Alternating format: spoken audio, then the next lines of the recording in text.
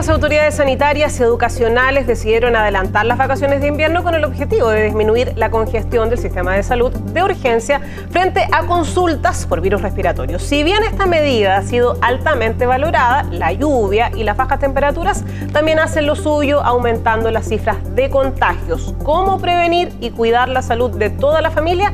De esto y más lo vamos a responder junto al doctor Alfredo Labarca, urgenciólogo de HELP, quien ya está con nosotros aquí en el estudio de Vida y Salud. ¿Cómo está usted? Hola, muy bien, muchas gracias. Qué bueno, me alegro mucho. Bueno, partamos hablando de este panorama. ¿Cuál es el escenario frente a la circulación de virus respiratorios en Chile?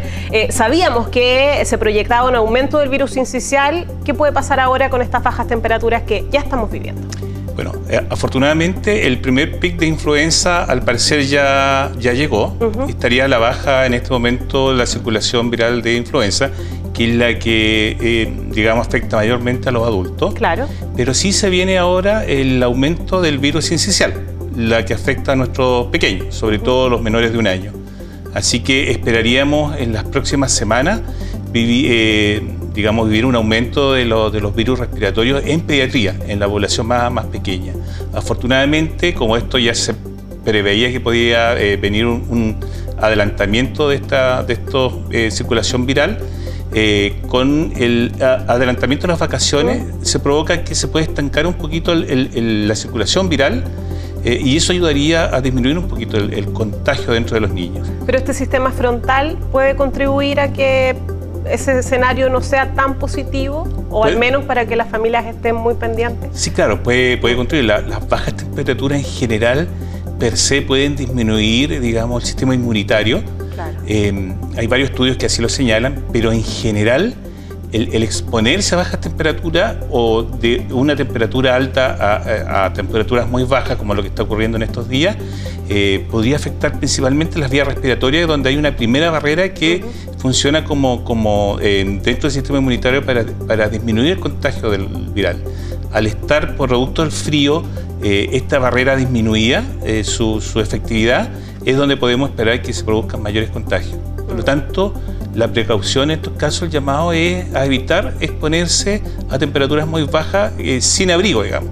Las bufandas, los pañuelos, sobre todo en la vía respiratoria alta, ayudarían muchísimo. Sí, eso le quería preguntar, como para ir a lo más práctico, ¿no? ¿Cómo cuidarnos o cómo cuidar también a los niños, niñas y adolescentes en este camino? Considerando que además estamos recién partiendo el invierno y ya hemos vivido distintos sistemas frontales consecutivos, ¿cierto? Que han dejado efectos allí, sobre todo en algunas regiones, región de O'Higgins, Valparaíso, y que además propicia mucho la humedad, ¿no? En las casas, y donde todos nos queremos calefaccionar, pero también es importante la ventilación. Si nos pudiese ahondar en eso, en esos pequeños tips. Sí, por supuesto.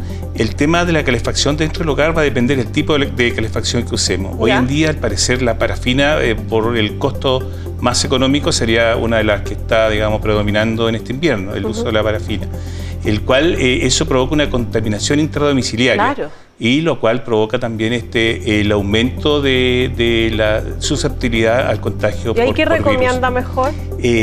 Bueno, si tenemos que calefaccionarnos con parafina, un poco la ventilación en los horarios de mayor temperatura, que eso ocurre más o menos al mediodía.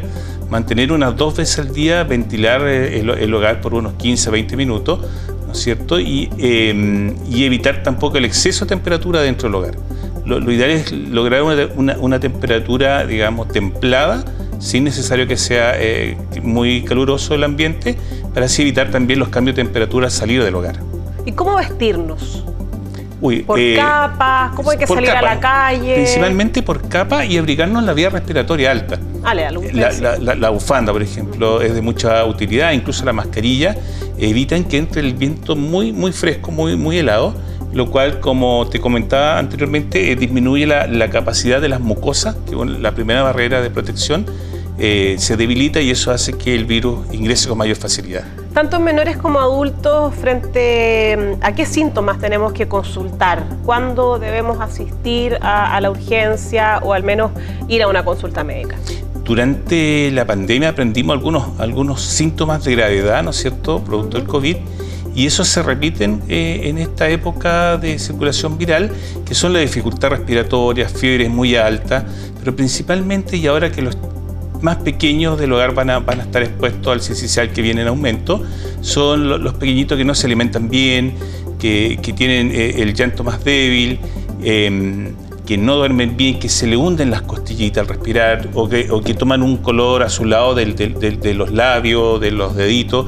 Eso significa que está entrando muy poca oxigenación al organismo, está con mucha dificultad respiratoria, y es el principal motivo que los niños deben consultar, deben ser, digamos, llevarse a un servicio de urgencia para que sean evaluados.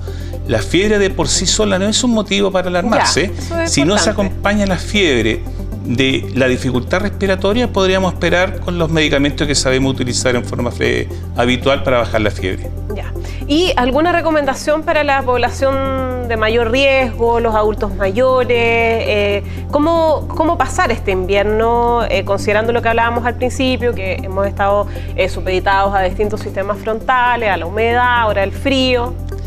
A ver, una de las principales medidas de prevención en la población de mayor riesgo, de adultos mayores o enfermos crónicos, es la vacunación.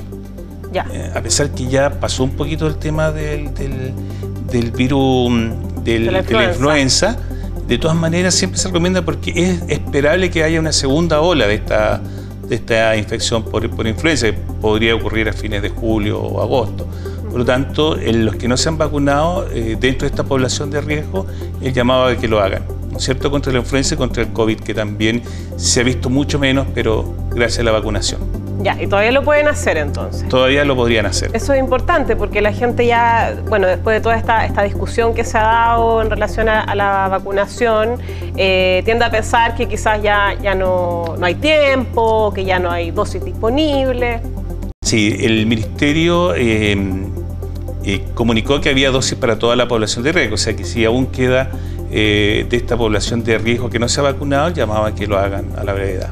Oiga, quiero ir a otra cosa práctica. ¿Es importante tener un saturómetro en la casa cuando, por ejemplo, varios se enferman, son varias personas las que habitan en el mismo lugar? Sí, es importante porque, vuelvo a repetir, nuestra experiencia durante la pandemia, aprendimos que el principal problema fue el pulmón, que era el que se afectaba con mayor gravedad.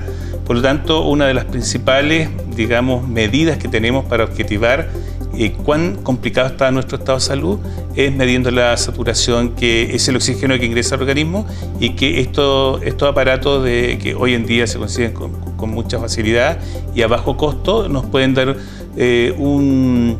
una aproximación de cómo estamos respirando y cómo está nuestro sistema respiratorio. ¿Y cuál es el índice normal? Bajo 93 deberíamos preocuparnos. Ya. Normalmente una persona normal, un adulto normal, satura sobre 97, 98% más o menos, aunque no tenga alguna patología crónica pulmonar, ¿no es cierto? Pero bajo 93 deberíamos preocuparnos. ¿Es distinta la respiración que debiese alertarnos en las guaguas versus una persona más grande o un niño de 6, 7 años? Sí, generalmente el sincicial ataca, como te comentaba, bajo el año, ¿no es cierto? Son los casos de mayor gravedad.